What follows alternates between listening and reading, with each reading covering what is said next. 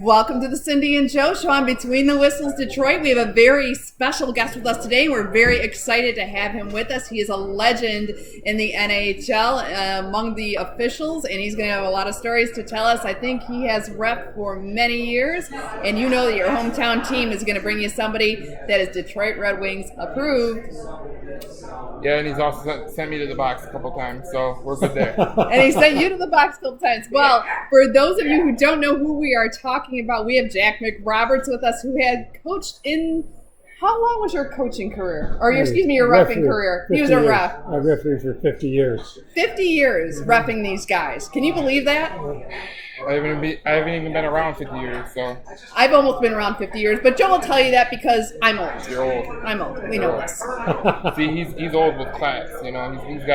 He's aging fine, like a fine wine. Yeah, there you go. There you go. So now, Jack, you are a legend, really. Everyone knows you here in the Detroit hockey scene, and you've made a lot of friends over the years. But a lot of friends. How did it start? How did you start off reffing? Because you were a player, right? Yeah, I played a little bit, and I thought I was tough, and I had a few fights, and I decided that's enough of that. So I decided to referee when I was 22 years old, and I refereed from 1954 to 2004. That's 50 years on the ice. And I was a gold judge for 47 years at Joe Louis in Olympia. I'm the only off-ice official that worked in 3 buildings for the same team. And what was that like? What was your favorite building to officiate in, of the ones in Detroit? The Olympia, I love it. Yeah. Old-time stuff, you know? Yeah. I'm an old school guy. Yeah, my grandpa would say the same about Olympia. Yeah. He's had season tickets for the Red Wings for years. Yeah. He would say Olympia is the best. Yeah. I don't know. I thought Joe Louis was good, but I didn't grow up with Olympia, so Yeah. that's kind of my Olympia. And the venue matters, doesn't it? And just for those of you who obviously know this isn't our normal background, we're not in studio today. We are actually being hosted by Reggie here at Reggie's Main Street Grill and Tavern here in Milford. So thank you very much, Reggie, and all of the crew here for hosting us. Downtown Milford. Downtown Milford. What did I say? I know you come from Chesterfield. I do. We over here on the west side we have downtown. So. But we don't have a downtown. So okay, we're in downtown, and it's adorable. I love it. We're higher class, that's why. Yeah, so it's a great venue. So we're talking about venues. This is a great one to be. We just want to take a moment to shout out and thank them for that. And so Olympia is the best. Now, I'm curious. You have officiated a lot of tough guys. Yeah. Over the years, right? Yes. Bob Probert. Yes. Gordie Howe. Yes. And and Ted Lindsay was tough. And Darren Mccarty. Darren Mccarty. Yep. Who was your favorite to officiate? Probably Darren Mccarty. Darren Mccarty and everybody knows that Darren is a good friend of mine, so I'm really pleased to hear that. Yeah, Friend of the show, too. A great friend of our show, yes. And for those of you who have watched us, you know that Darren has been on this show before. Tell us your favorite Darren Mccarty story. Darren McCarty was in an exhibition game. He probably won't remember this, but I'll never forget it. He was in an exhibition game. I think it was St. Louis at Joe Louis Arena, and there was a kid playing. It was for St. Louis, trying out for the team. And Darren got in a fight with this kid. He wanted to fight, and he picked Darren. And Darren just absolutely demolished this kid. So he came. I was working the penalty box at the time, and he came in the penalty box, and I said, "Mac, I said, why are you beating up on that kid, man?" He said, "Listen," he said, "every team in the league has a guy that will go with anybody, and in Detroit, I'm the guy." That's right. I'll never forget that. I don't know if anybody would argue that. They'd say, if you want to go, you want to go with Darren McCarty, right? Darren McCarty, the reason I like him so much is he had a lot of ability in scoring. He could score goals, besides fight. Yeah. And just an all-around good hockey player. Most guys that are fighters, like the MacRoberts, the Ty Domies, they fight. They fight, and that's it. Yeah. You know. Yeah. But he could put the puck in the net. Darren was one of those guys that you could play in this era, the former era. He played all eras, especially physicality and everything. And what do you think, Jack? The grind line being inducted, just got noticed that they're going to be inducted into the Michigan Hockey Hall of Fame. Hall of Fame, yeah. Isn't that great? I was nominated for that, but a guy by the name of Mickey Redmond got put in instead of me. Hey, we know that guy, but I'll tell you what, I think they made a mistake, Jack. That's just between you and me. I think you should be in the Michigan Hockey Hall of Fame. Steve started that stuff with the Hall of Fame. Well, I think, you know what, the Cindy and Joe show is 100% behind that. We're gonna, you know, everybody knows I'm a politician and I've been a veteran of many campaigns. I think I just found my next campaign, Jack. Okay, I'm on your side. All right, sounds good. I'll make a call in. Make a call. Yeah, Joe's got some juice too, so we'll see what we can do for sure. So now, who was the most? You know, I would ask, what is your favorite? Because you were there with the Red Wings officiating through. Yeah. Was it all their Stanley Cups? Yeah, I had four Stanley. I got 4 rings. I was there for 4 years, 4 times. Yeah. And which one of those was your favorite? The first one. 97? Yeah. And They what was, had it. It was 42 years waiting for that first one. yeah. That was the most. Eiserman and you know. The Russian 5 was unbelievable. Any hockey guy that you ever talk to will tell you to watch those guys was fascinating, the way they passed the puck around. I just got really involved with it. You know, I loved it. It's my game. I had a guy tell me one time, I'm not good baseball. Of course not. Of course not. I'm a hockey girl now. It's okay. Don Cherry, you know who Don Cherry is? Yeah. Don Cherry said one time that, talking about the game of hockey, he said, you got 200-pound guys going 35 miles an hour on razor blades carrying clubs into walls. He said, that's what hockey's all about. And there's no other sport like it in the world. And a friend of mine told me one time, Billy Clemens, he's the one that he was my guru and he got me started. He told me one time, it's the toughest game in the world but one. And I said, what's the one? This is a javelin catcher at a track meet. I like that. I played football, I played hockey, I played baseball. I think the hardest sport to play is definitely hockey. Oh, you got to skate. But yeah, but the physically most demanding sports is hockey and football by far. Well, you see, these guys go for a minute and a half and they're dead tired. I mean, that's how hard you have to go. Yeah, you get your brains beating, especially in today's in the older NHL too. Right. I had a few bad games, you know, that Went sideways on you? yeah, they went, well, yeah. We call them jailbreaks. And both teams go on the ice and start fighting. I had two on the ice, and then I was a scorekeeper for one. Was unbelievable. But I was scorekeeping in Dearborn, and the guy that ran the arena in Dearborn decided to have a big-time exhibition game. And he invited the Windsor Spitfires, which is a junior team in Windsor, and the Detroit Junior Red Wings. And both teams were trying out. This is early in the year, like in September. And they had, I'd say, maybe 30 guys on each team standing behind the bench and they're all ready to play, trying out. Yeah. And somebody hit somebody wrong or something.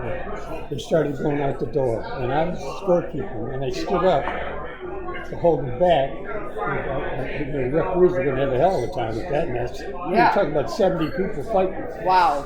So I'm trying to hold them back, and they tore my shirt right off. I had a nice shirt, a brand new shirt, by the way. Tore it right off. Stepped all over my new shoes with the skates on my toes.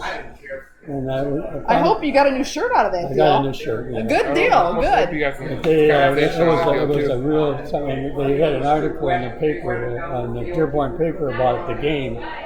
But they had Billy Day was the coach of the Red Wings, and Wayne Maxson was the coach of the Spitfires. And they never should have played a game like that with all those people. We tried to put on a show for them, you know. Sure. But after that game was over, I walked up to my wife who just bought me the shirt. And I'm standing there, and it's just all shreds. My shoes are all cut to hell with the damn stick. Right. Anyway, it was a mess. But that was probably one of the worst. Old time hockey. Yeah.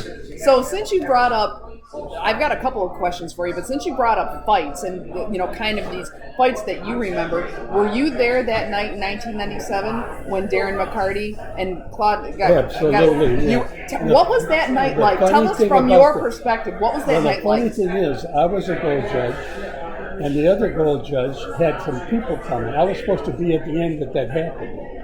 And the other gold judge had some people coming in the seat. He said, "Do you mind switching with me?" I said, "No, I'll switch with you." I didn't care what end I was at, But when they had that fight, his picture they put it on the streets downtown Detroit.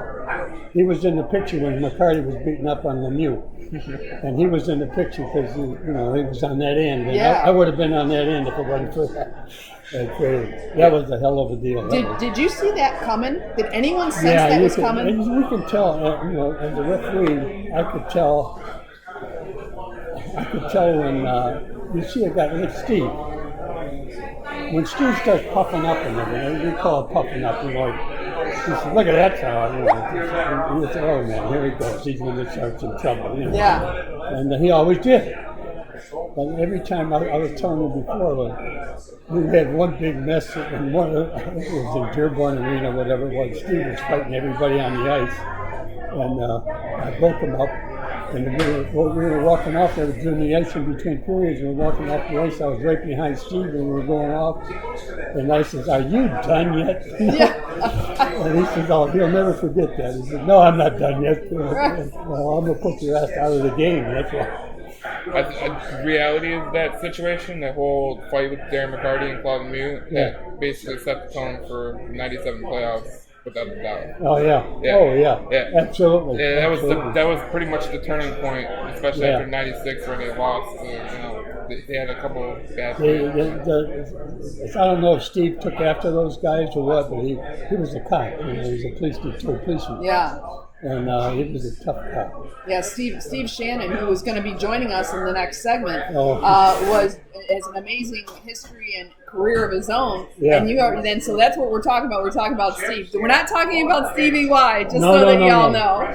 All right. But you're going to meet Steve here in the next segment. He's a fascinating guy too in the hockey world. He really is a legend. Yeah, absolutely. So what was your favorite moment from the 1997? Since that was your favorite Stanley Cup, was there a moment from that finals? What was your moment? When they won the Stanley Cup and that everybody came on the ice. And I was at the far end of the rink, and I had to get out of my cage. I had the cage, and they opened up the Zamboni doors, and I had to run across the ice, and the reporters and the stuff coming down from the ceiling, and the papers coming down from the ceiling. It was really exciting. It really was. Yeah, you know what Darren says about that moment? He said that it was so loud, the crowd was so loud it was silent. You actually couldn't hear because it was so loud. Did you have that experience also? Yeah. I had another night like that when they had the 1980 All-Star game in Detroit.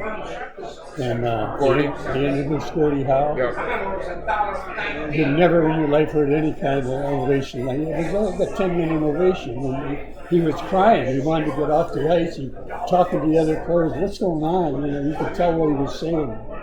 That was exciting too. Right. It was the last time he played in Detroit. Yeah, it's so. In all of your career, what was your favorite moment? Favorite moment? Yeah. Well, refereeing, I had a bad game when I was a kid. The first couple of years, I had a real bad game in Port Huron. When Detroit was playing Port Huron exhibition game, and I turned my back on two players that were stuck down by the net to watch the game in front of me. And one of the players stuck the other guy in the throat. And he went down. And he happened to be the coach's son from Port Huron. And we went, after the game, the fans were terrible. They were throwing stuff on the ice. And we went in the dressing room, and my partner was a guy by the name of Bob Massey. He's 6'6", big guy. And we went in the dressing room, and they were pounding on the door. And so he asked a cop, he said, "Can you walk us to the car?" And the guy said, "What the hell?" The cop said that. Now, a cop was a fan before he was a cop. You know what I mean? Wow. Yeah. So we're in the room and they're pounding on the door trying to get at us, right?